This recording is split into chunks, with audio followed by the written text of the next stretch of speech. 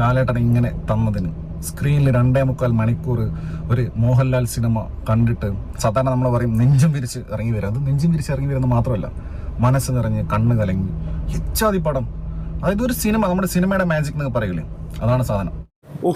സമ്മതിച്ചിടത്തോളം വളരെ ഗംഭീരം എന്ന് പറഞ്ഞാൽ ആദ്യത്തിനെക്കാട്ടി 2007 പൊളിച്ചടിക്കുമെന്ന് പറഞ്ഞാൽ ലാലേട്ടനും എല്ലാവരും തമാശ കൊണ്ട് ജനങ്ങളെ നിറഞ്ഞ് കൈയടിക്കണ. ഇപ്പൊ തിയേറ്ററിൽ കണ്ടപ്പോൾ യാതൊരു തരത്തിലും ലാഗോ അതേപോലെ തന്നെ അങ്ങനത്തെ ഒരു മടുപ്പോ തോന്നിയില്ല.